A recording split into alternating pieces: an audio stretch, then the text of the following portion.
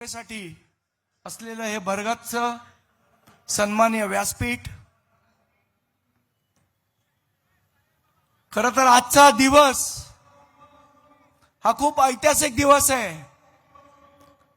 2 ठाकरे बंधूंची सभा या शिवतीर्थावर होते आणि माझ्यासारख्या एका सामान्य महाराष्ट्र सैनिकाला इथे भाषण करण्याची संधी मिळते। माझ्यासाठी खरं तर हा खूप भाग्याचा दिवस आहे। मला तर कधी स्वप्नातही वाटलं नव्हतं की असं काही होईल, की मला माझ्यासारख्या एका सामान्य महाराष्ट्र सैनिकाला ठाकरे बंधूंची सभा असताना या शिवतीर्थावर भाषण करायला मिळेल हे माझ्या कधी स्वप्नातही नव्हतं। मी माझं खरोखर भाग्य समजतो। अनेक दिवसापासून बरेच लोक बऱ्याच गोष्टी बोलतायत, ठाकरे ब्रँड संपला, ठाकरे ब्रँड संपला। मला त्यांना एक सांगायचं आहे आणि माझं हे स्पष्ट मत आहे, ठाकरे ब्रँड नाही, ठाकरे हा विचार आहे आणि विचार कधी संपत नसतो। तुमचा आहे ना, तुमचा गुजरातचा तो ब्रँड आहे, आमचा विचार आहे। कोलगेट वापरून कंटाळा आलेले लोक पेप्सोडंट वापरतात। 10 वर्ष झाली आहे तुम्हाला वापरून कंटाळा आलाय, आता लोक चेंज करणार आहेत तुम्हाला, हे ब्रँडनी लक्षात ठेवायचं। आणि तो ब्रँड चेंज करायला आमचाच विचार कामी येणार आहे, हे पण लक्षात ठेवायचं। नुसत्या मला असं वाटतं निवडणुका आला की भूलतापा द्यायच्या। या इथे खूप आमच्या सगळ्या रणरागिणी भगिनी बसल्यात, यांना आमिष दाखवायची। पहिले आमच्या सगळ्या बहिणी होत्या, आता सगळ्या लाडक्या बहिणी झाल्यात। आणि मग 1500 रुपयाचं आमिष दाखवायचं किंवा आम्ही 1500 रुपये तुमच्या अकाउंटला टाकतो, तुम्ही आम्हाला मतदान करा। आता काय 13 तारखेला म्हणे लाडक्या बहिणींच्या ह्याच्यात पैसे टाकणार आहे। निवडणुकीची आचारसंहिता वगैरे हे सगळं आपल्यासाठी असतं, त्यांच्यासाठी नाही। पण मला या सरकारला सांगायचंय, या आमच्या लाडक्या बहिणी खूप हुशार आहेत, तुमच्या गोष्टींना या बोलणार नाहीत। नवऱ्याचा अख्खा पगार खिशात घालून सुद्धा त्या नवऱ्याला बदलत नाहीत, ते तुमच्या लाडक्या बहिणींच्या 1500 रुपयाला बदलणार आहेत का? त्यामुळे उगाच या गोष्टीच्या भानगडीत पडू नका, त्यांना भुलवायला पडू नका। आणि सारखं आपलं एकच, मग ते भाजपवाले असतील तर सेनेवाले असतील, ते शिंदे सेनेवाले असतील। ठाकरे काय मराठीसाठी नाही आले, फक्त सत्तेसाठी आले, एकत्र सत्तेसाठी आलेत, मराठीसाठी नाही आलेत।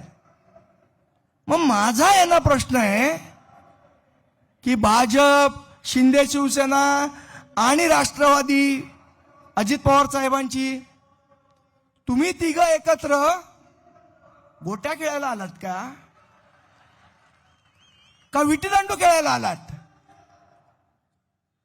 म्हणजे तुम्ही सत्तेसाठी आलं की ते बरोबर?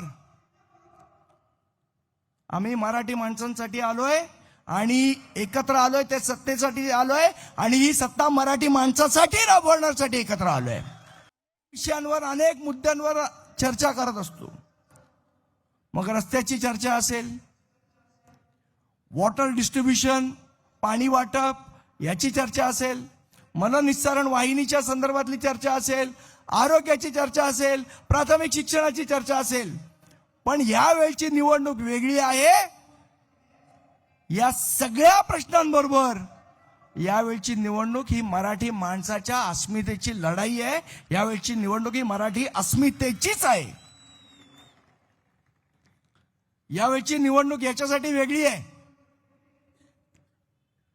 की आम्ही काय खायचं आणि काय नाही खायचं हे तुम्ही नाही, हे आम्ही ठरवणार, हे ठासून सांगण्यासाठी यावेळची महानगरपालिकेची निवडणूक आहे. या मुंबईमध्ये मराठी माणसाचीच दादागिरी चालणार हे ठासून सांगण्यासाठी यावेळची महानगरपालिकेची निवडणूक आहे. आणि सर्वात महत्वाचं, या बृहन्मुंबई महानगरपालिकेमध्ये मराठीच महापौर बसणार हे सांगण्यासाठीची ही निवडणूक आहे. बाबांनो, आपण सगळ्यांनी सावध राहिलं पाहिजे. नाहीतर जी परिस्थिती न्यूयॉर्कमध्ये झाली ती मुंबईत व्हायला वेळ लागणार नाही.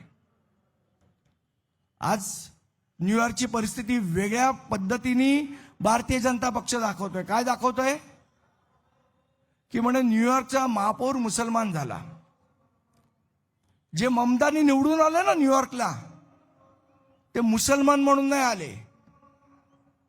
न्यूयॉर्क शहराची डेमोग्राफी तिथे येणाऱ्या परप्रांतीयांनी बदलली म्हणून ममतानी महापौर झाले. ममतानींना वोट करणारे कोण होते? भारतीय हिंदू होते, भारतीय मुस्लिम होते, फिलिपिन्स होते, डच होते, चायनीज होते.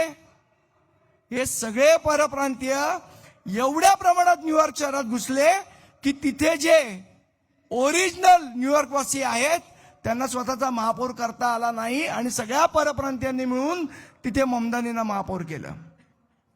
जर आपण असेच गाफील राहिलो तर आपल्याला नुसते सांगतायत मुंबई शहर काही मराठी नाही, ते आता कॉस्मोपॉलिटियन आहे. उद्या हीच परिस्थिती मुंबई शहरावर उडवल्याशिवाय राहणार नाही. काल परवा ते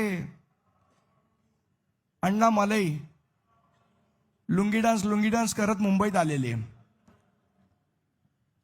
त्या लुंगी डान्सवाल्यांनी काय सांगितलं, मुंबई महाराष्ट्राची नाही, मुंबई म्हणे आंतरराष्ट्रीय सिटी आहे, महाराष्ट्राची काही संबंध नाही.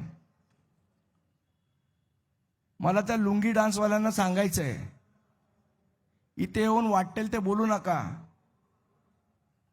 नाही तर हटाव लुंगी आणि बजाव पुंगी करून परत पाठवू तुम्हाला. इथे येऊन शहाणपणा नाही शिकवायचा आम्हाला. तुमच्या चेन्नईत बोलाल का हे? मराठी माणसाला गृहीत धरण्याचा प्रयत्न हा कोणीही करू नये.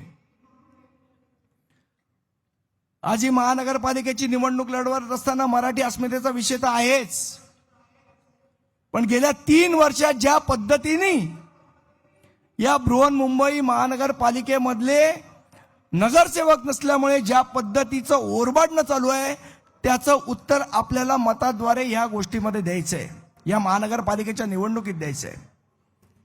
आज माझी सन्माननीय राजसाहेब आणि सन्माननीय उद्धवसाहेब दोघांना विनंती आहे. मी महानगरपालिकेत 2012 ते 2017 नगरसेवक म्हणून काम केलंय.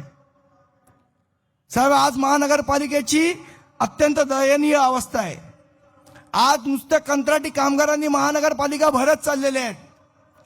माझी विनंती आहे, जर तुम्ही सत्ता आल्यानंतर जर एक निर्णय घेतलात तर आमच्या महाराष्ट्रातल्या मुंबईमधल्या जवळजवळ 1.5 लाख लोकांना महानगरपालिकेत रोजगार मिळू शकतो आणि ते तुम्ही देऊ शकता. आणि याची आकडेवारी आहे. सन्माननीय मोदी साहेब बसले सांगितलं तसं 2 कोटीचे रोजगार तसे नाहीत. खरेखुरे 1.5 लाख लोकांना रोजगार महानगरपालिकेत मिळू शकतो, कारण 30% जागा या महानगरपालिकेने भरलेल्याच नाहीयेत. आणि त्या जर भरल्या तर वर्षाला 1 लाख लोकांना रोजगार आपल्याला देता येईल. त्यामुळे माझी विनंती आहे की आपण त्या प्रकारचा निर्णय घ्यावा. आणि मला खात्री आहे आमचे दोन्ही सन्माननीय नेते तो निर्णय घेतील. आज महानगरपालिकेच्या बीएसटीची अवस्था अतिशय वाईट झालेली आहे. आमचे महानगरपालिकेचे जे बीएसटीचे जे मराठी कामगार आहेत, आज त्यांना प्रॉव्हिडंट फंड मिळत नाहीये, त्यांची उरलेली थकबाकी मिळत नाहीये. त्यामुळे माझी विनंती आहे की बीएसटी सारखा अख्खी संस्था ही महानगरपालिकेत मर्ज करावी, जेणेकरून आमच्या मराठी माणसाचे जे कामगार आहेत त्यांना न्याय मिळेल तिथे मध्ये. दुसरं महत्वाचं, रोज सांगितलं जातं आम्ही विकास केला. मुंबईचा विकास हा फक्त आम्हीच केला, भारतीय जनता पार्टी आणि त्यांनी केलं. माझा त्यांना प्रश्न आहे, विकास म्हणजे रस्ते बांधणं, याला जर विकास म्हणायचं का? बरं काय म्हणाले, कोस्टल रोड आम्ही बांधला. प्रभू साहेब माझ्याबरोबर नगरसेवक होते. आत्ता परवा राहुल शेवाळेंनी 2012चे नगरसेवक होते. त्यावेळेला मला असं वाटतं शिवसेना भारतीय जनता पक्षाची सत्ता होती आणि त्या कोस्टल रोडचं काम त्यांच्या कारकिर्दीत झालं म्हणून त्यांनी आमच्या सगळ्यांचा सत्कार केला.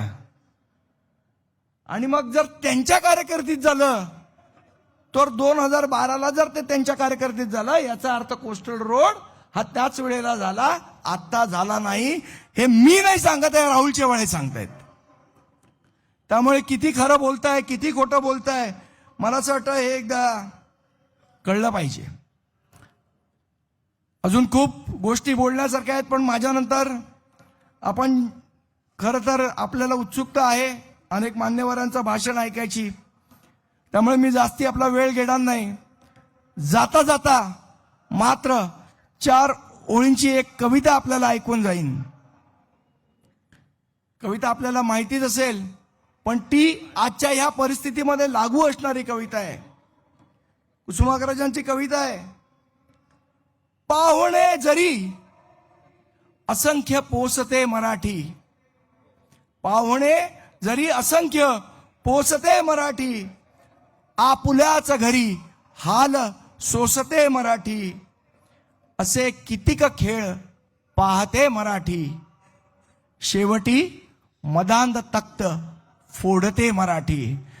त्यामुळे येणाऱ्या 15 तारखेला या माजलेल्या आणि मदांध तख्ताला फोडून आपल्या या 227 उमेदवारांना, मशाल असेल तर मशाल, इंजिन असेल तर इंजिन, तुतारी असेल तर तुतारी, आपण प्रचंड बहुमताने निवडून द्या अशी एक विनंती करतो आणि माझे 2 शब्द संपवतो. जय हिंद, जय महाराष्ट्र. लोकशाही मराठी ऐका, पहा, जागरूक रहा.